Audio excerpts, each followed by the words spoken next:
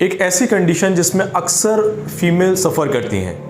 जब वो डॉक्टर के पास जाती हैं तो वो बताती हैं कि उनकी पूरी बॉडी में पेन होता है, सारे जॉइंट्स अफेक्टेड होते हैं, वो बहुत थका हुआ महसूस करती हैं, उनको नींद प्रॉपर नहीं आती है, उनकी मेमोरी कमज़ोर हो चुकी होती है। डॉक्टर ये सारी चीज़ें सुनने के बाद कुछ ब्लड इन्वेस्टिगेशन एडवाइस करते हैं और ब्लड इन्वेस्टिगेशन में जब कुछ भी फाइंडिंग्स नहीं आती हैं तो वो इसको जनरल वीकनेस कह के मल्टीविटामिन और पेन किलर्स सजेस्ट करते हैं, जो कि इस कंडीशन को क्योर नहीं करती हैं। बेसिकली इसको क्योर करने के लिए ज़रूरी है इसका प्रॉपर डायग्नोस। इसको कहा जाता है फाइब्रोमिलेजिया। फाइब्रोमिलेजिया का मतलब होता है कि बॉडी के हर एक फाइबर में पेन हो रहा है। हर एक फाइबर में पेन होना पेन किलर से क्योर नहीं हो सकता है।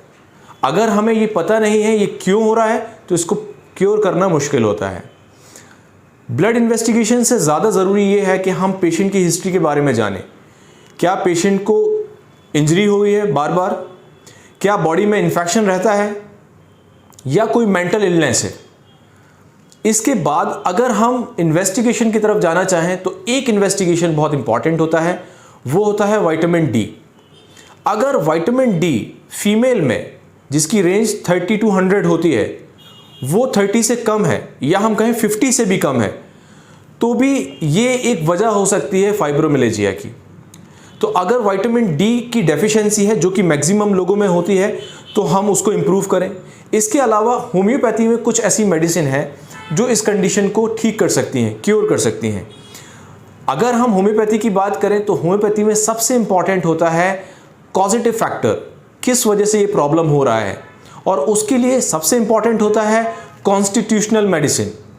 होम्योपैथी में बहुत सारी कॉन्स्टिट्यूशनल मेडिसिन है जो इस कंडीशन को क्योर कर सकती हैं। उसके अलावा कुछ स्पेसिफिक मेडिसिन जो इसको इस कंडीशन में रिलीफ दे सकती हैं वो हैं रस्टॉक्स, ब्रायनिया, रूटा, हाइपेरिकम और ऐसी कई मेडिसिन, आर्निका, ऐसी कई मेडिसिन जिससे आपको पेन में रिलीफ हो सकता है।